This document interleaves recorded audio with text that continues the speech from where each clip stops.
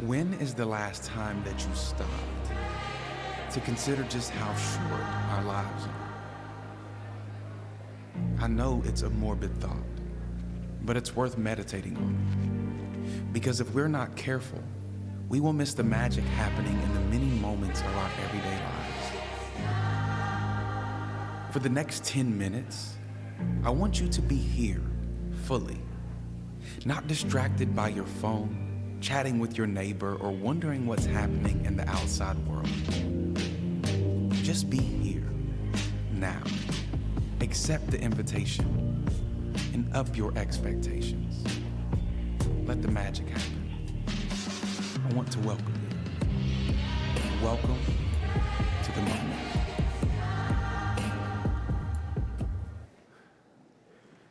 How we doing? I want you to try something with me, if you don't mind. If we could all just be here right now, if you could just kind of tame your attention span for the next 10 minutes. I'd just like you to be here with me. I'd like to do a little something that we did just a few moments ago before we went to intermission. I want everybody to take a deep breath together, if you could. 1, 2, 3. Now go ahead and breathe out. Okay. Try it one more time with me. Go ahead and take a deep breath. And then breathe out. I like to walk with you for 2 minutes through somewhat of a guided meditation. The only catch is this: when you get to the top of your inhale, I like for you to hold your breath for a 4 count, and then you're going to exhale. At the bottom of your exhale, you're going to hold it for a 4 count. Is that okay? And the reason why we do this is because oftentimes we will walk through our life and we will let our breath control us instead of controlling our breath. And it's so good for our minds and for our hearts, for our emotion, our nervous system. And so in order for us to all be here together, I just want to try it. Some music's going to come on. And then this timer's going to start, and I'm just going to walk with you for 2 minutes. I know this is vulnerable, but I'm not asking you to do anything you're not already doing right now. We're just going to breathe a little more intentionally, okay? So here we go. On the count of 3, we're going to breathe in real deep. Hold at the top for 4. 1, 2, 3. Hold at the top. 1, 2, 3, 4. Exhale for me. Good. You get to the bottom of that exhale, hold it. 1, 2, 3, 4. Go ahead and breathe in one more time. Big breath. Maybe the biggest breath all day long. You get to the top. 1, 2, 3, 4. Go ahead and exhale for me. Let it out. You get to the bottom, you're going to start counting by yourself now. You're going to guide yourself. I just want to talk with you and walk with you.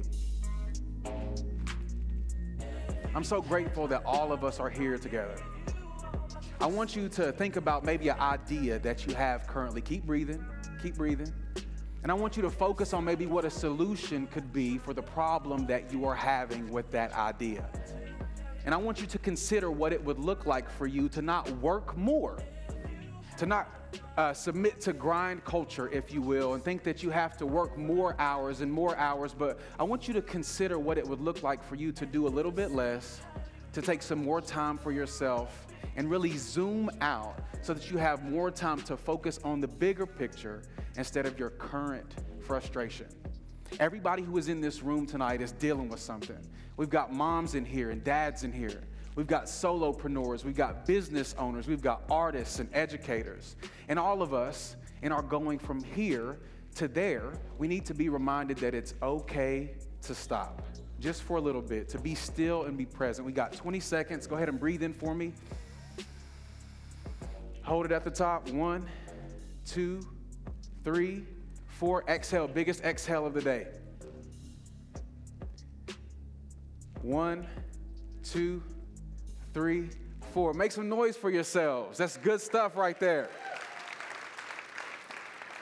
That technique is a technique that I've been learned for about the past 120 days. I've been meditating almost every day. That exercise right there is referred to as box breathing, and it's scientifically proven and backed by data to be able to calm down your nervous system. So everybody right now should be present in this moment. And I want to walk with you through somewhat of a framework that I've created, and it's called the roller coaster of restoration.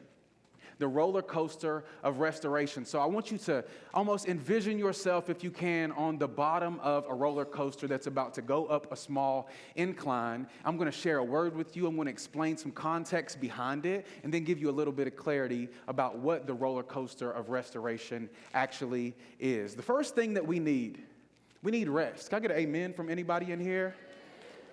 You could clap it up for yourself. You know that Americans, we are one of the number one countries at the end of every year that optionally leaves PTO on the table.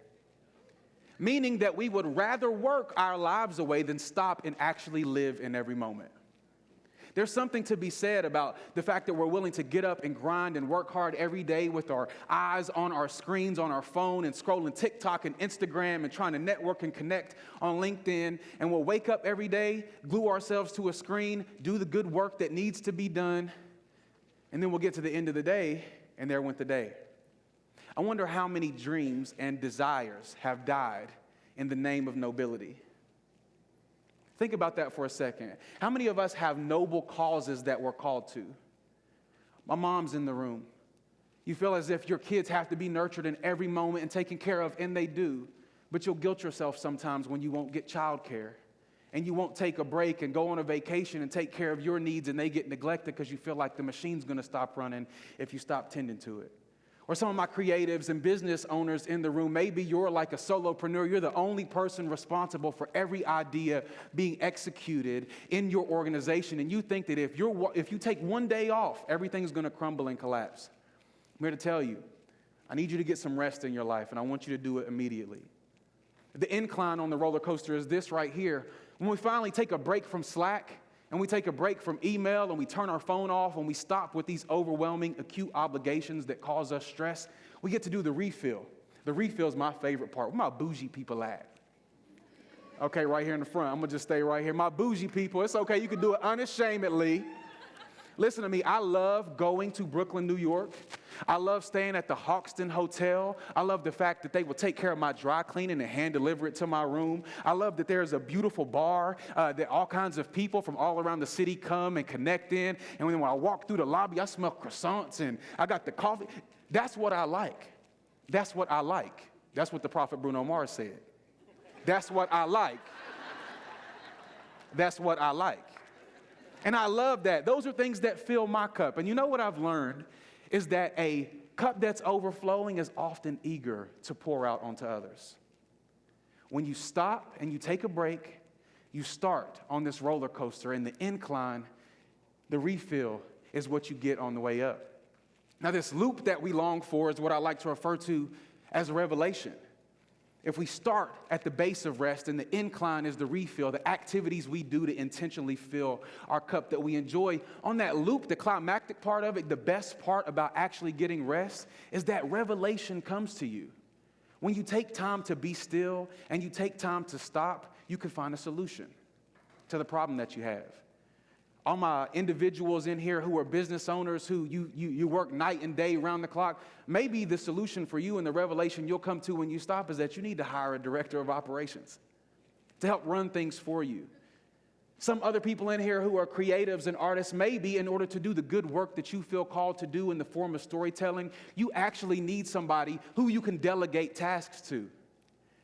We all get an epiphany when we take the time to sit and be still. But we can never get the revelation if we never take time to rest. Fourth part of this, that you get it on the loop, and then you come in on the way down. As you're getting ready to rest and relax on the way down, you get this thing what we like to refer to as reciprocity. It's cyclical. You realize that whatever epiphany you got or the vision that you have that found you in the midst of your rest, you realize, oh my gosh, I can actually share this with somebody else.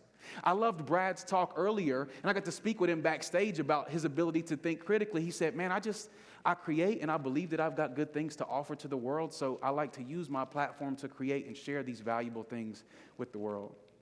That's the gift of reciprocity.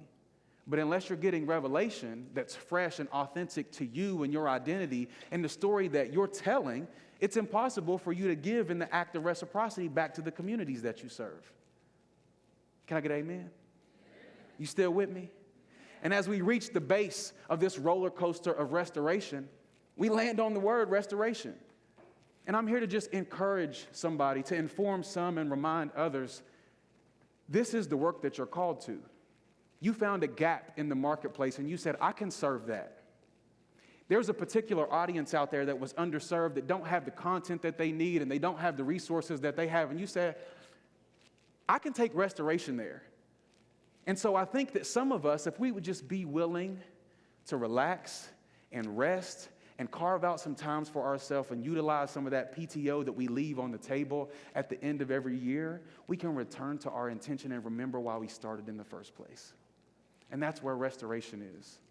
It's the place that we believed in when we first started our work, before the world beat out of us the truth of our ideas. And the speed of social media made us think that our work wasn't good enough. I'm here today to remind you, you don't need to do more. Sometimes you just need to take a damn break.